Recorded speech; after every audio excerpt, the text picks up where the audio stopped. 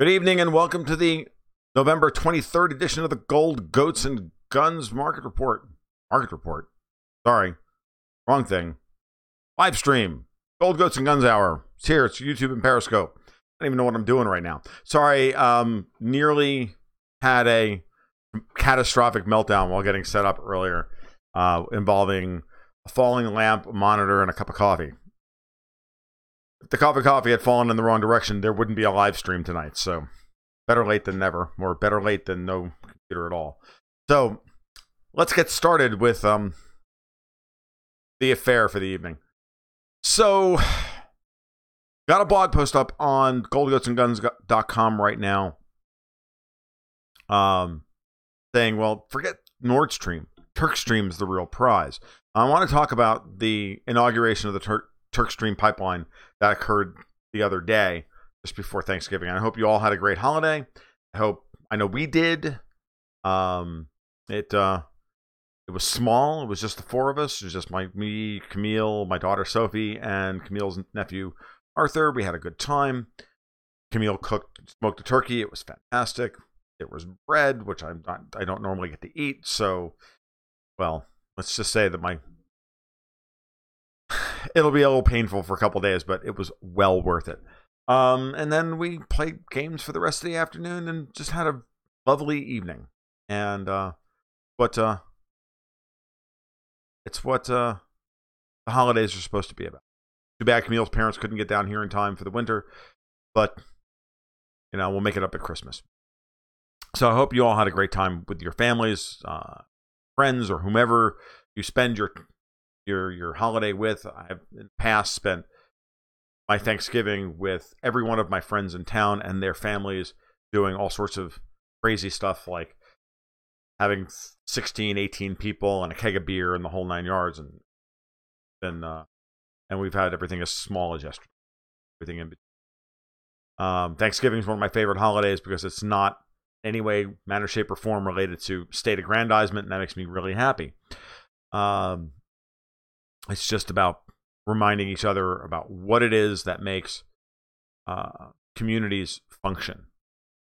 That no matter what our differences, no matter what our complaints with each other are, that should be set aside for an entire day, and remind each other that we have a lot more in freaking common than we do in opposition. And that's just the plain God's honest truth. I think it's important we remember that pretty regularly. All right. Enough pontificating. Let's get on with the pontificating. So, Turkstream.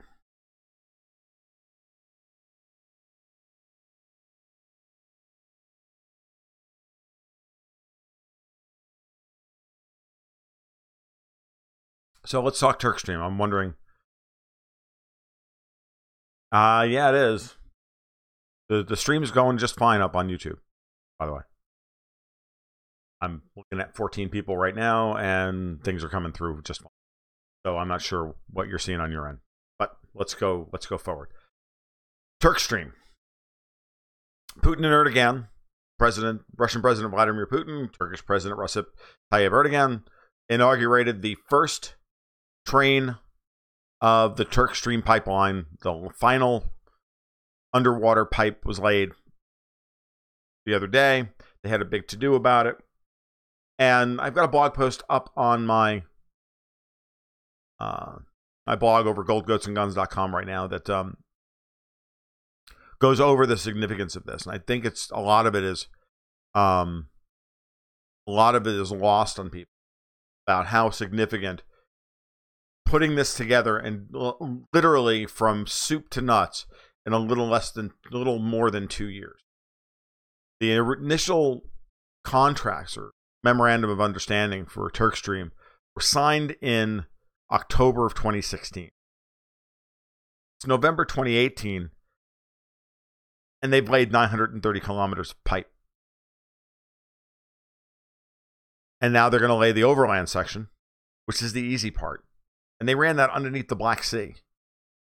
And they got it done, permits, this, that, all of it, 2 years. Done. In the ground or under the water.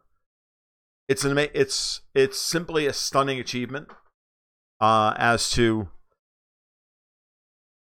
what can get done when there's no political opposition or no ridiculous political opposition to a project. This did not involve in any way, manner, shape, or form the EU or the United States. Erdogan effectively told the United States to go scratch and did what he wanted to do. We're not happy about it. But yet notice that Donald Trump says nothing about it. Why? Because he's got no leverage over Turkey here. Turkey's angry with the United States for any number of reasons, not the least of which is that back in July of 2016, we tried to have Erdogan killed and thrown out of power. And there's pretty much nothing that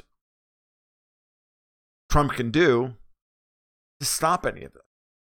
What's he going to do? He knows that we tried to have Erdogan killed. So 3 months later, he's signing a contract with Putin to create energy independence for Turkey for the next 50 or 60 years. By the way, the Russians are also working on nuclear power plants and some other stuff relative to Turkish energy consumption as well. Because remember, the Turks are a major energy importer. They import a lot of oil from Iran. They're now going to import a lot of gas from Russia. They're going to have nuclear power plants to create their baseload electricity. Whatever the Turkish economy, whatever growth path the Turkish economy is on now,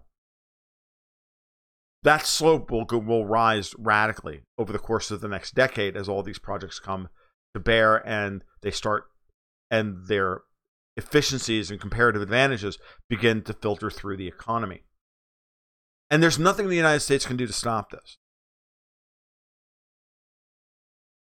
And if you watched the commentary, if you watched the press conference or presentation, you'll note that Putin was met with thunderous applause multiple times during his presentation, which was a little over 8 minutes long.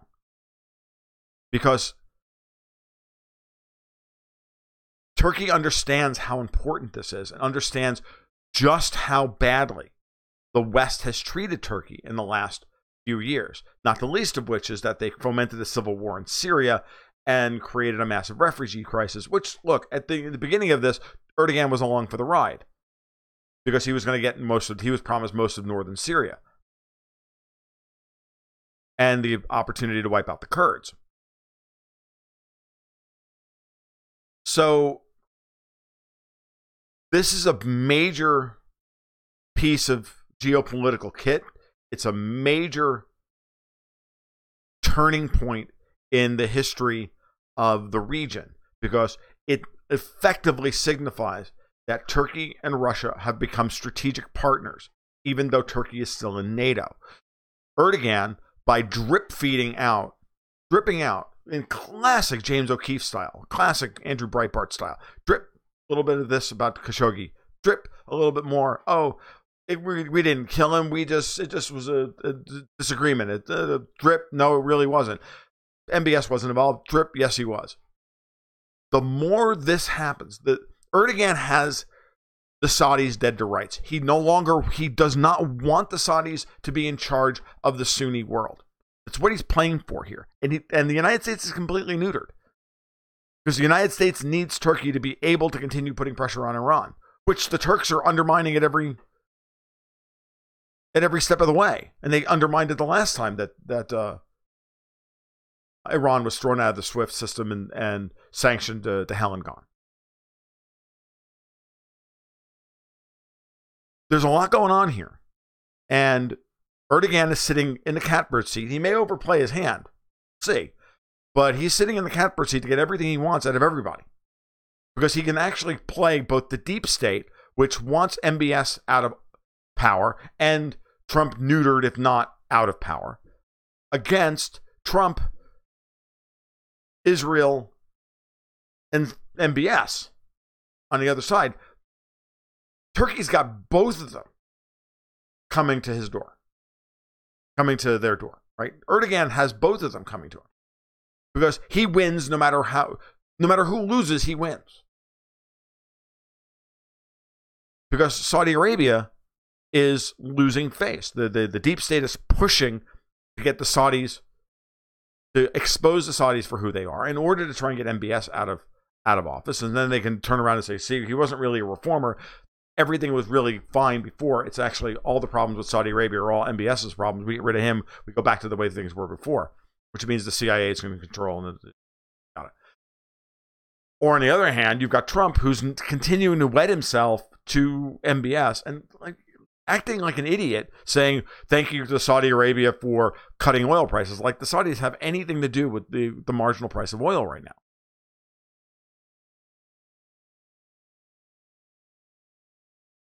Trump himself was the one that sent oil to $85 a barrel by telling everybody who's going to sanction Iran and take 2.5 million barrels a day off the market. I mean, at this point, it's not even. I'm not even like trying to parse what Trump is doing at this point, because none of it makes any sense. He's just doing things now, and it tells me he doesn't have a plan. He doesn't know what to do. He's under the mistaken impression that that a rising stock market is a positive reflection on his presidency, which is not. It has nothing to do with him. It has something to do with him, but not a lot.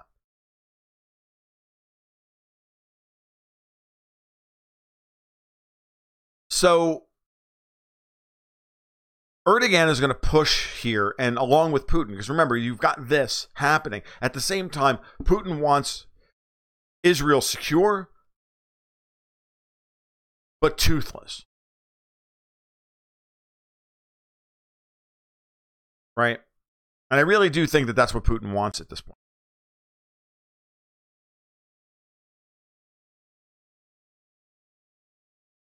So, and the best way to go about that is to do exactly what he's been doing, which is, as I said previously, when you go back to the shoot down of the IL-20 plane that claimed the lives of 15 Russian airmen, you realize that it was the French and the British who were behind that operation.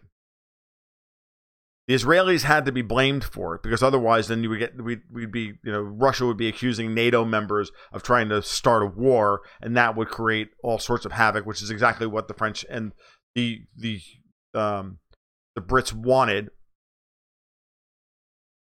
which plays into the hands of all the people who want to continue the civil war and get the United States to commit officially to even more presence in Syria. So the Israelis had to be blamed. Netanyahu knows this.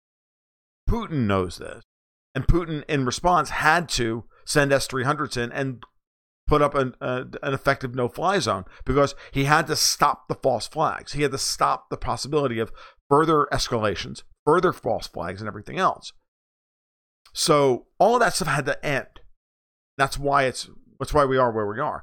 But at the same time, it now allows, and Netanyahu's not wrong about this, it allows Iran to continue resupplying and supplying Hezbollah,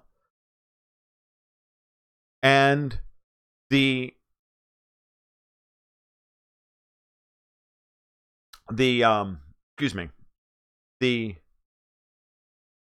incident, the hostilities between the Palestinians and Israel last week highlights why Trump's plans and Kushner's plans for Israel and Saudi Arabia, why that's shot. Okay, and and I'll explain, because now it gets even more complicated. Now you've got the situation as follows. The Kushner plan was effectively to split support for the Palestinians, to keep the Palestinian Authority on one side at odds with Hamas. And then Israel could divide and conquer and grind them all into a paste. That's not working. The response that came at Israel after the flashpoint was far and away more coordinated, far and away more effective than it had ever been in the past. And that forced Netanyahu to stand down, which is why, but then of course, that empowers the Israeli hardliners, and. Lieberman quits as defense secretary, and now they are where they are. That part of the plan's failed.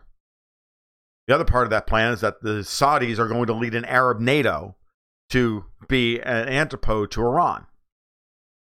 That's not going to work either, certainly not with MBS in power, who has antagonized every one of these people who was supposed to be part of this Arab NATO. So Erdogan and Putin are just sticking thumbs in all of these open wounds and pushing on all of them, pushing on all of these buttons. And it's really impressive to see. And then you see that there's nothing that they can do to stop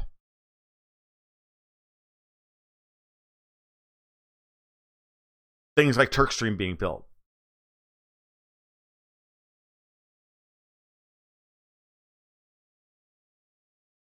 Which means ultimately that Turkey is going to go the route of de-dollarizing.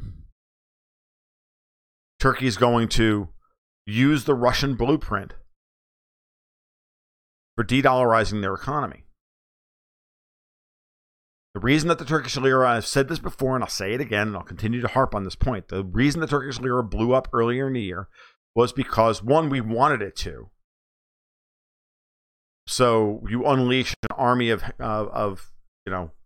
currency speculators.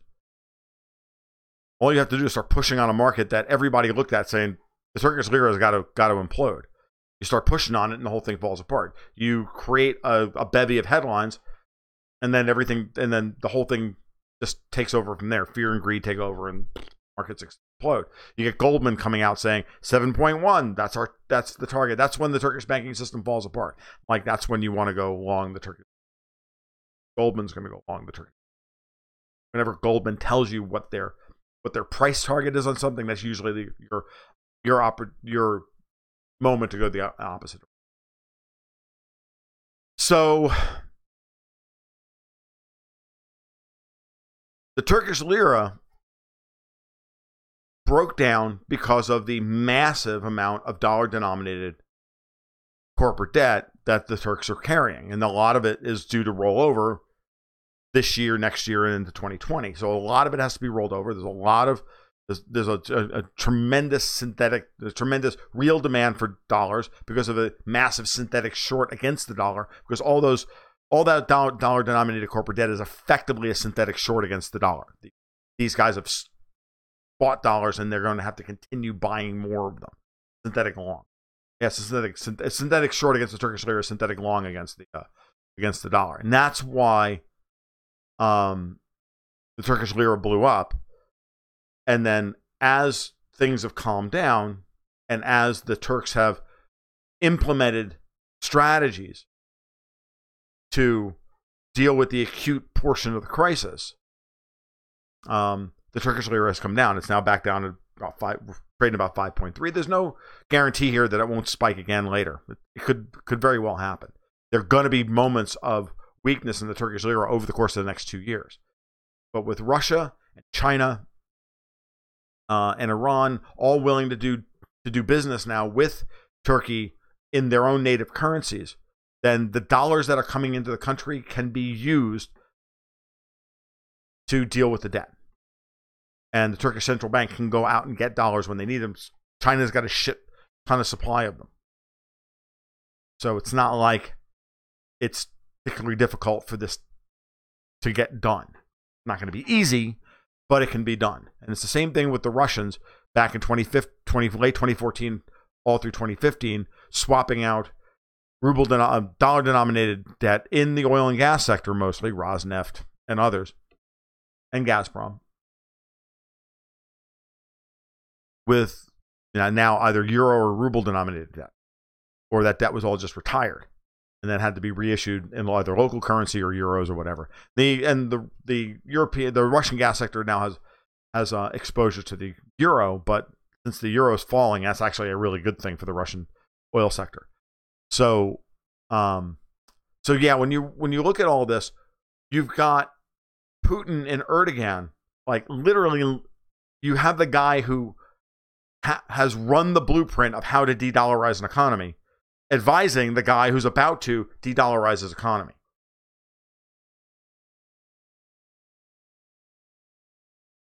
And Trump's out there complaining that the dollar is rising too fast. It has nothing to do with that. I mean, if he didn't want the dollar to be rising so fast, he should stop sanctioning the fucking world. You know, the Fed raising interest rates is not really what the problem is here. The world is awash in too much debt. Trump can't really spend an extra $1 trillion a year. The market has to absorb that $1 trillion. Where's it? You know, is there a demand for it? Yeah, there's demand for it, but our borrowing costs are going to continue to rise exponentially. You know, he knows that the Fed can't keep raising interest rates, and they can't. The Fed's going to stop raising interest rates sometime in 2019, but it'll be way too late at that point.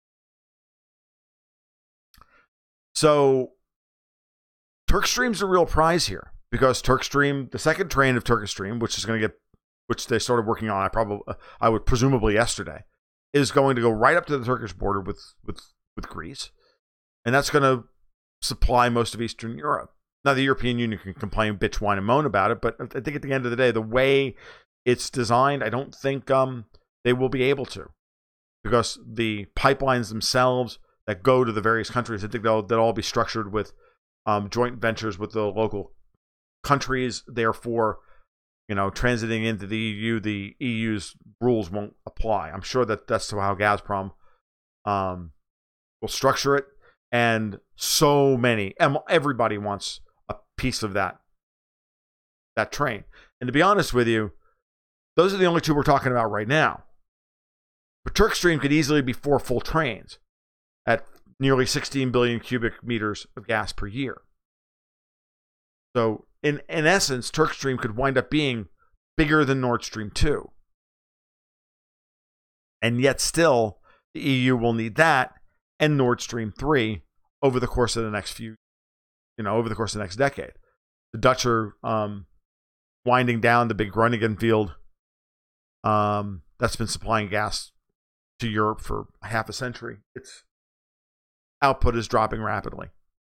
The Russians are ramping up gas production. It's coming in droves, and few, if any, people will be able to compete with it. One other point I want to make before I go start dealing with your questions or your comments, and I see them all and I'm going to deal with them, is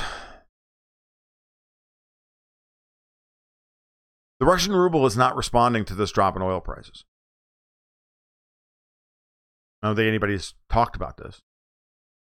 Nobody wants to admit it. But in the past, the Russian ruble was, of all the quote-unquote commodity currencies, and those are generally considered the countries whose main exports are raw commodities: Russia, Canada, Australia, South Africa, others. Those currencies are incredibly sensitive to commodity prices. The price of oil goes down, currency drops like a rock. Or at least drops mildly. And usually the Russian ruble has been the most sensitive to it in the past. The Russian ruble hasn't moved. Go look at a chart for the last couple of weeks. Again, I have it in my blog over at goldgoatsandguns.com. You'll see it. Oil's dropped 35% in 6 weeks. Russian ruble hasn't moved. Now, will that be good for the profitability of relatively speaking, of Rosneft, Gazprom Neft, Novatek, and whatever?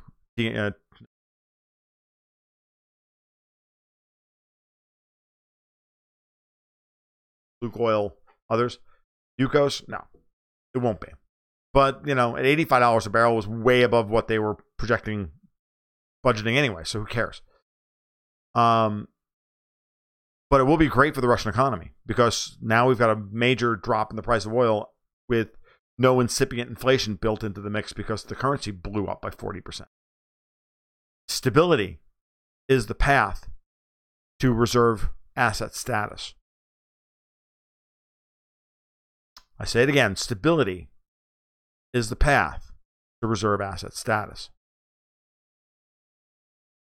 the demand for the Russian ruble continues to rise even though oil prices have dropped.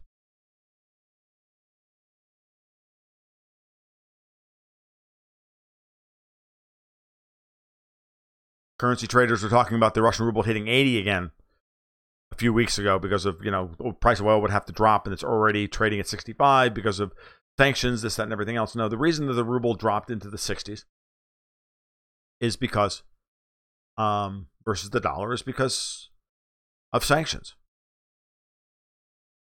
And now it's just maintaining that level. All right, let's open it up for questions, comments, and all the rest of it. So, you guys can throw out stuff at me as you want to. That'd be great. But let's talk about William Justice, going back to my comments about Israel. Israel has nukes and Iran has Hezbollah. Which weapon would you prefer? Hezbollah? Nukes are unusable.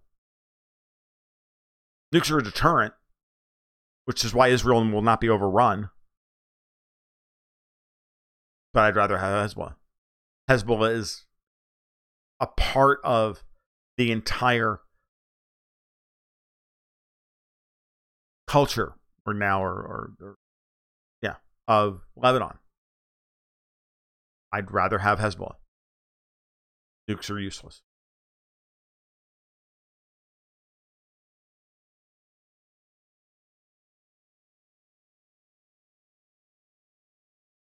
So it's a great question, and it's a great point to make that what are the Israelis going to do?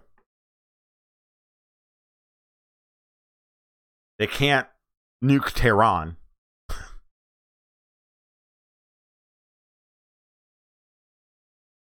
So, User 13, if there's ever another JFK in the U.S., those nukes and their source could be used as a club against Israel. Also very important. The Khashoggi affair makes everyone look bad after some fashion. You're absolutely right. And the Khashoggi affair is being used by everybody for maximum political gain. Right? Everybody's using this. Right?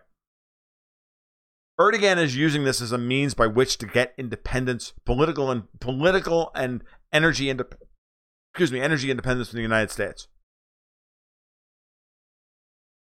The Europeans they're not happy with the situation because they have to back Trump on this. They have to back the Saudis. No, look at what's happening now. So, now even Europe is really unhappy about this.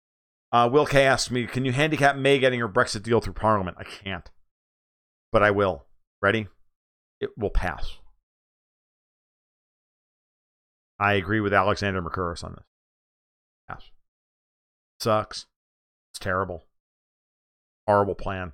If it doesn't pass, I'll be, shocked, and I'll be mildly surprised. And then the markets will start blowing up.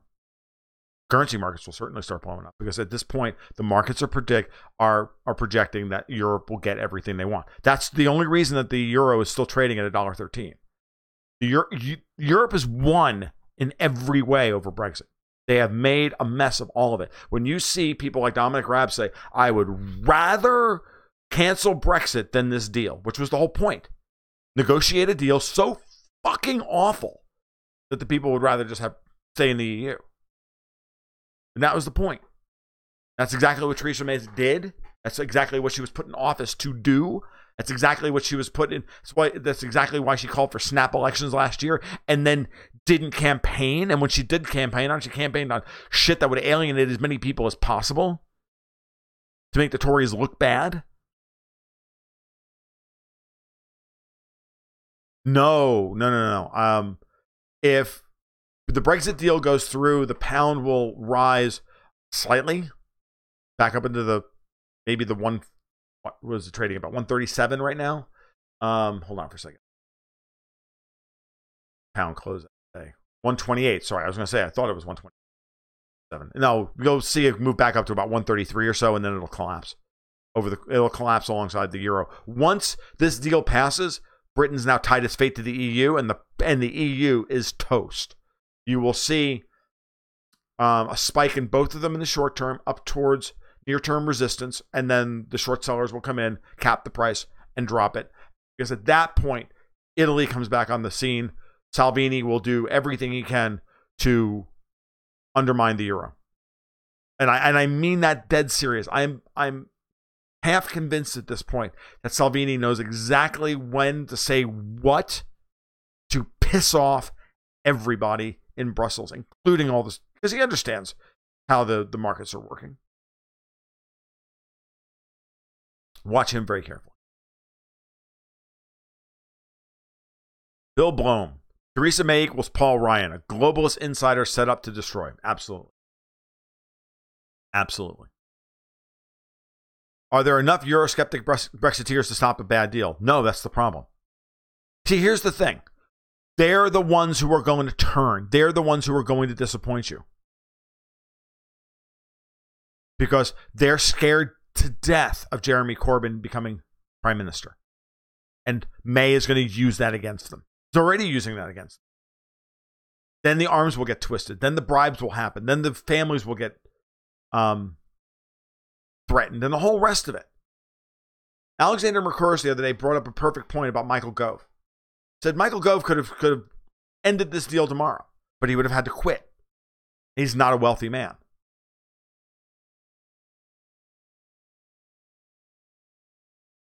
So his £50,000 a year salary is important to him. That's really terrible. Really terrible. Well, the Brits have a finance business after Remain. Yes, that's the thing. Because see, if they did leave, then the Europeans would try and move all of the euro clearing to like Frankfurt. That's one of the main reasons why they're so against this happening, because no one really wants any of this to change. And here's the other thing. The British economy has been completely hollowed out anyway.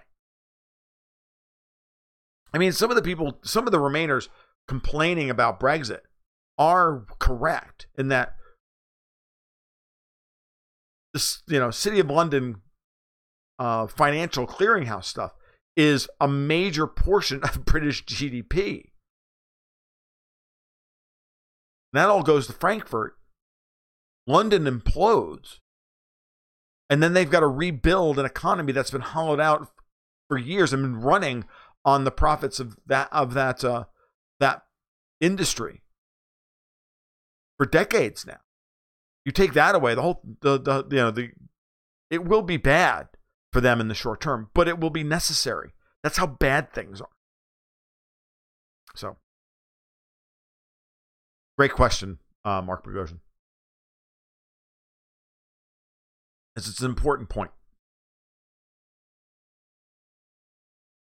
If I were a business, I'd be moving my stuff to Singapore and Hong Kong. Yep. And yes, the failure of Brexit Labour's already going to take over anyway. The problem here is that the Tories are going to try and present a united front in order to avoid snap elections for as long as possible. But they're in a rock and a hard place. Bruce, you're absolutely right. Bruce Alexie says the failure of Brexit will cause Labour to take over, and he's absolutely right, because they're damned if they do, damned if they don't. It's either Labour takes over next week or they take over, 2 years from now. Because you betray the people now, they'll remember this in 2 years, 2.5 years. What of Merkel saying that Europe must submit to Brussels? Merkel is a globalist and a lame duck, and now she's free to finally say exactly what is on her mind. I actually take that as a sign that Merkel knows her days are not just numbered, but like nearly over. But she's another one who's been able to stay in power on the calculus that no one wants alternative for Germany to have a seat at the table. Is England then comparable to Venezuela at this point? No, it's not that bad. But they won't be the 8th largest economy in the world at that point, by the time this is. But it's either a slow, it's either It's like it's either slow death with the EU or a bad bout of pneumonia and a Z-pack on Brexit.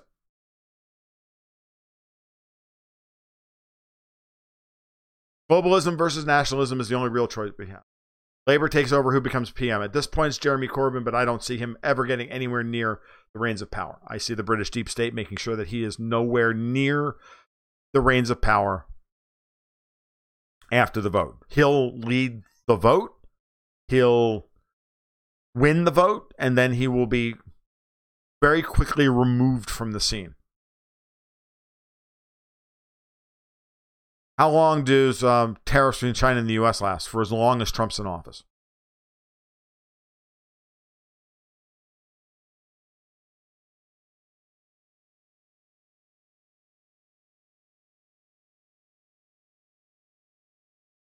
That's the long and short of that.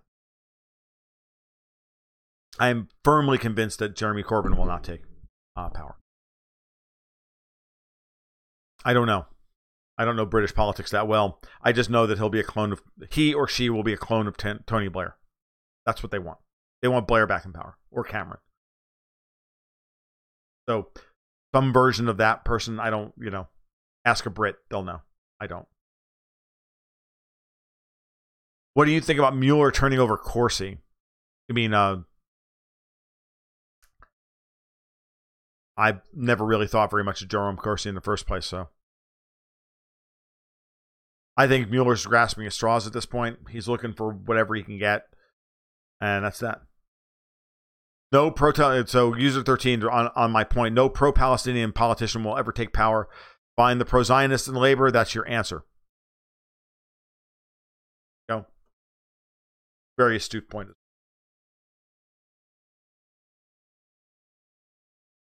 But I don't think Mueller has anything, and whatever he has at this point, he's going to use to salvage what's left of his reputation.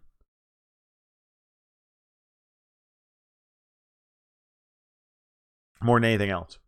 On a related note, when's the next time I'll be on Halsey's show? I haven't talked to Halsey in a couple weeks. All I have to do is ask him. Like, all we have to do is like, hey man, when do you want to go? When do you want to go? And we'll probably do it next week sometime. Maybe, I don't know. Maybe I can see if I can get on Tuesday. I don't have a lot of time in my evenings at this point. Like Monday night, Friday night, I'm on. Wednesday nights, I'm off. I don't do anything on Wednesday nights. That's my night for myself. Thursday nights, I take my daughter to Taekwondo. I have Tuesday. Maybe Sunday. And I don't really like to do any of the live streaming on Tuesday night as well. I don't know. Probably Tuesday night. But I probably should get on a show and we should chat about Israel. The Mossad is going to be super mad at Mueller for making things difficult for Corsi.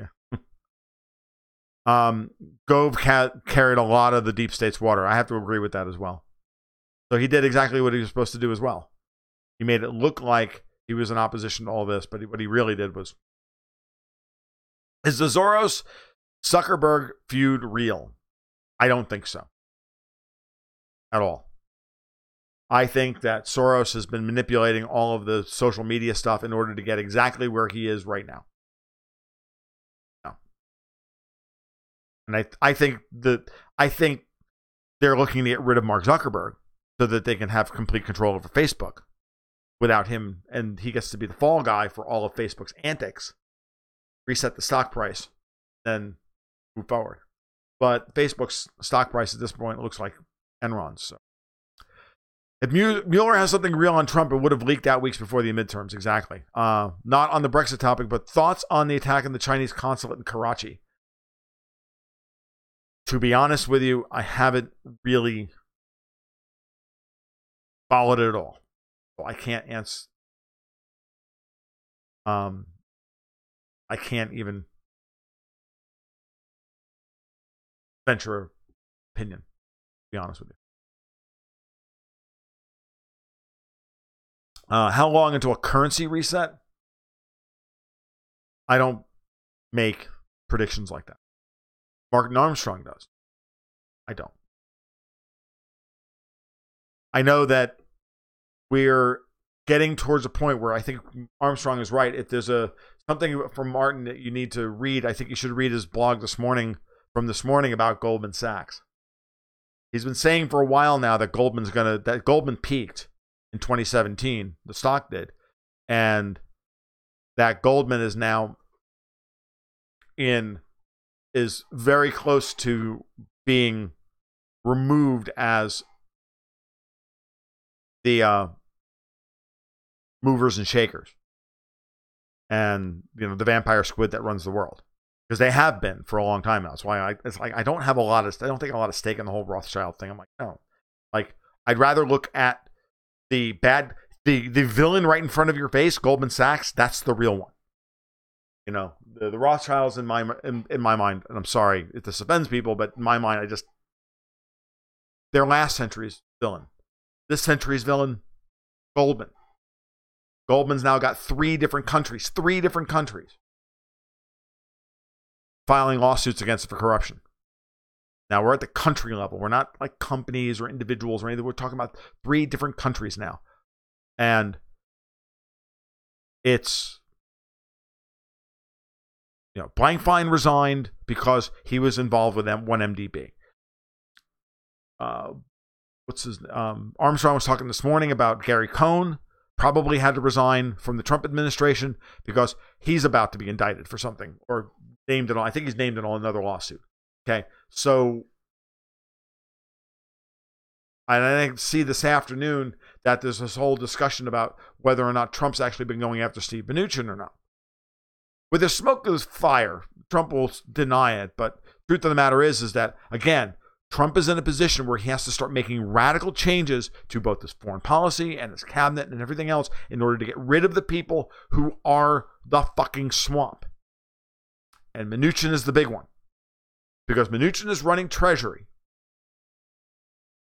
as Goldman's personal hit squad.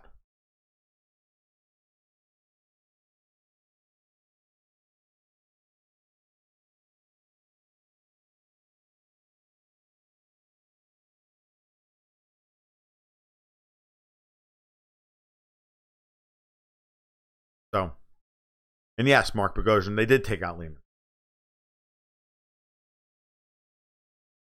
So, Goldman's in trouble. When you see Goldman Sachs guys resigning from major political posts, that's a sign. Guess who else is Goldman Sachs related? Mario Draghi of the ECB. Tried really hard to put another Goldman Sachs guy in charge of Italy. Failed.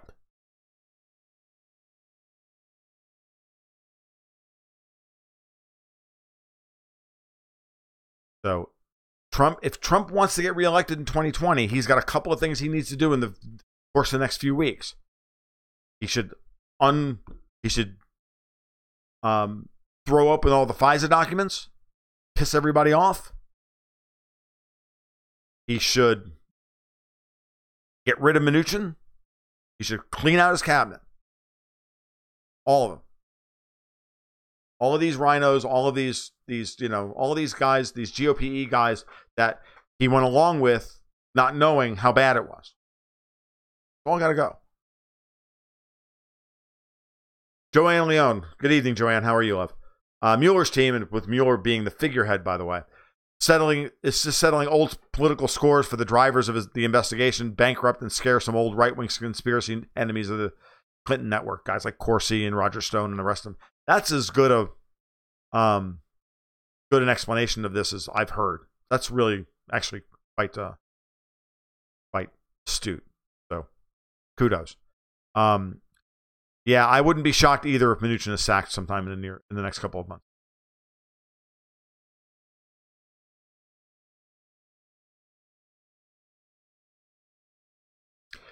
User 13. I've hated the Clintons forever. I can't wait for the day that the syphilis eats Bill's brain and whatever Hillary has takes her out. Well, you million people Does China reach where it wants as leader of the world, or does it too burn out like all empires eventually do? All empires fail. China has not risen yet. China is still rising. So China can't become a fallen empire until it's actually become an empire.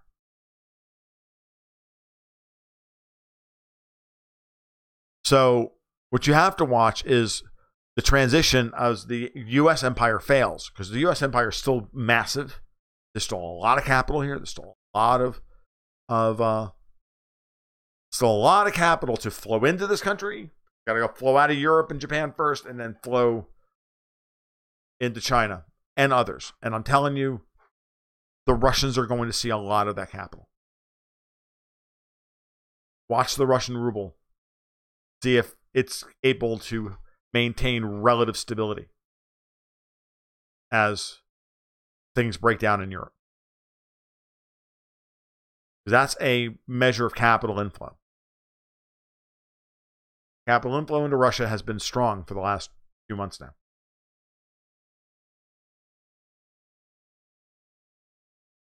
Liz, I hope you're right, but I'm not. Liz thinks that Trump is going to go for all of this now. I hope so, but I'm not convinced. I think Trump is not going to change his strategies until he absolutely has to.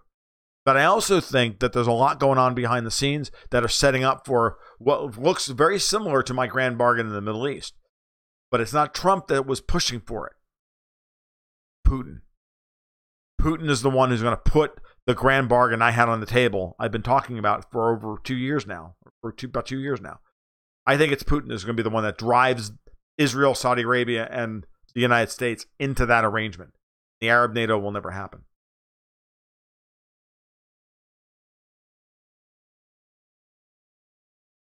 China has a lot of weaknesses, but it's not about their weaknesses. It's about our weaknesses. And when the world decides we are no longer institutionally reliable enough to leave their capital here as opposed to parking it somewhere else.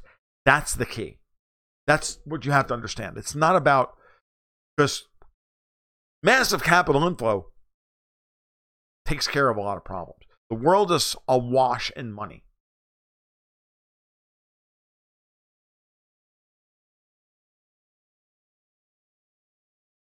We keep hearing about the US dollar collapse. The US dollar collapse is not going to happen yet.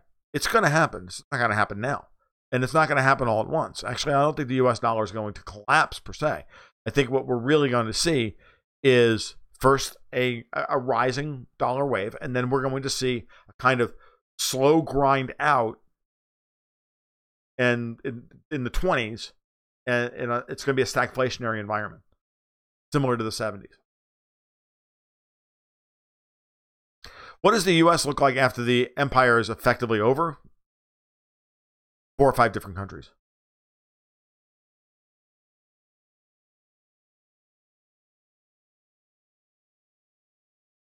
What Ryan Shisko? What I'm saying is, will it ever become the leader of the world like it wants to, or will it fall again once it? It's very possible. I don't know that the Chinese actually want to rule the world. I think that that's very much a.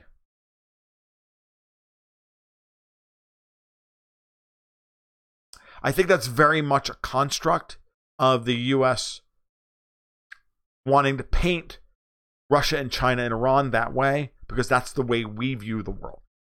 Remember, a lot of, and I mean by we, I mean our power elite, like, they want to rule the world.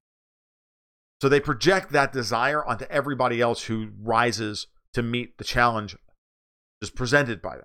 That's the way people operate, especially solipsistic, power-mad assholes.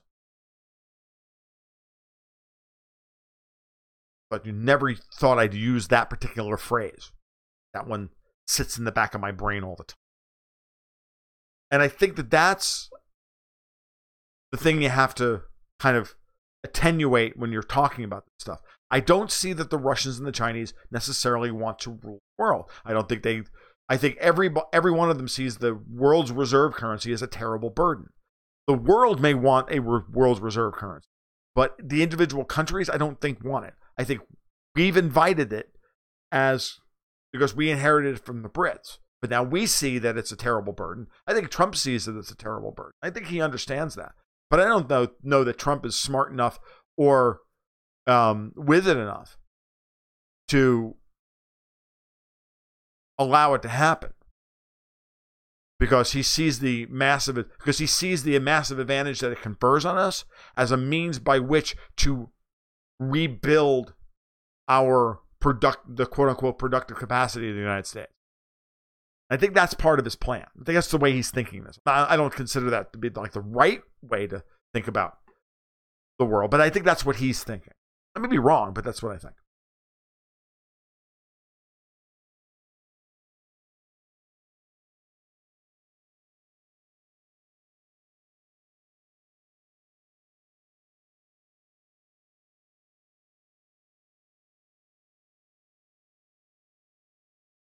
I'm trying to parse what some of you have just written. I'm not really quite sure I get it. I know that Chinese chauvinism is legendary, no more or less than the Brits or the French, Germans. Do you really think that?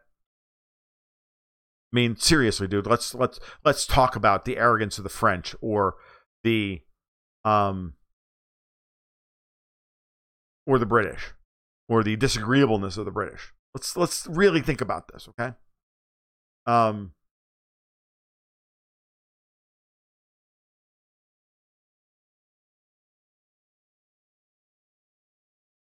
What hypothetical country in the former United States would be the most prosperous? The one I live in. The Gulf states.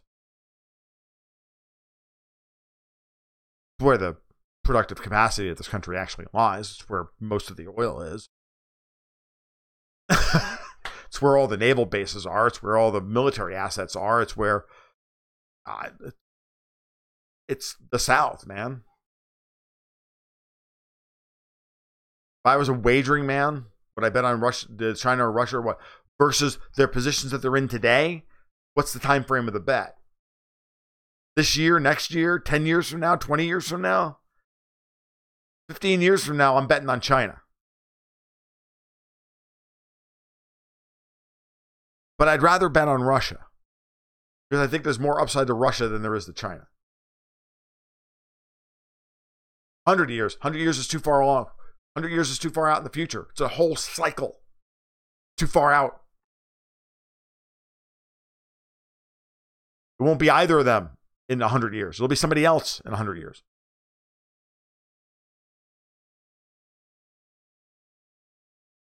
Oh, absolutely. Oklahoma's absolutely. Oh, isn't Oklahoma part of Texas? I thought it was just a suburb of Texas.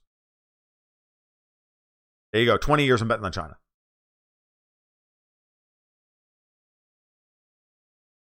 Who has the resources? The people with the work ethic. So the Midwest won't do too bad either. Oh, I'm not arguing, but I think the South. I think the Southern Gulf states, including like the Carolinas or at least South Carolina, Georgia, Florida, Alabama, Mississippi, Louisiana, Texas, and then add in whoever you want to go along with that. But because of the access to the ports and the coastline and the infrastructure and the population and the diversity of we just have everything we need. Food production, we have military, we have everything we need. We have industry, we have timber, we have natural resources, we have everything.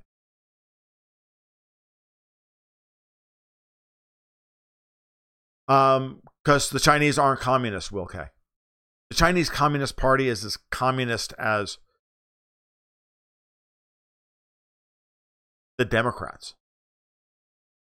Probably less communist. Do you look at what's happening in China? Do you call that communism? It may be a Politburo, it may be a one-party system, but it's not communism.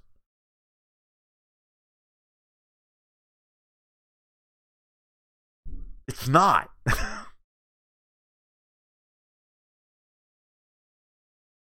It's not.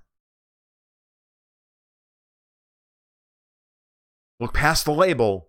Look at what's actually happening. It's not communism. China is a technocracy. True or false? It's a corporatocracy just like ours is.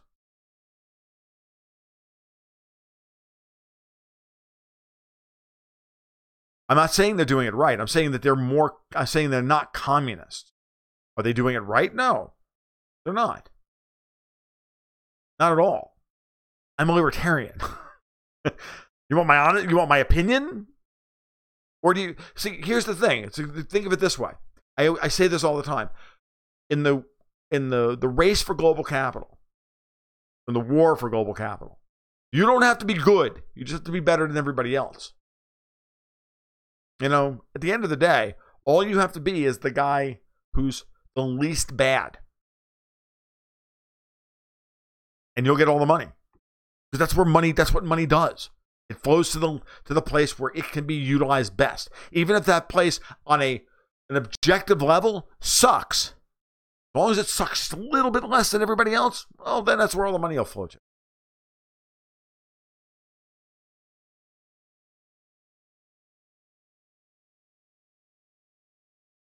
Strong, lasting Russia-China alliance allied with Germany is impossible to overcome, says Joanna Leone. And with that kind of power, kind of destined to become an empire. Russia has everything China needs and vice versa. And Germany, and yes, and that's what everybody is deathly afraid of. And it's all going to happen once Merkel's out of the way. Germany. Which is why she's still in power. All right, guys. We're at 57 minutes. I've been up since 6. I think that's the show. What do you guys think? If you like what you heard tonight, give a like and subscribe down below. That'd be great. Be back on Monday night, approximately 8 o'clock. Barring any horrible accidents involving a cup of coffee. I'll try and get something out over the weekend, maybe a short news or something along those lines. For those of you who are patrons, obviously I'll have something for you on Sunday morning, as well as always. Check out my latest work over strategic culture. And yeah, keep your stick on the ice.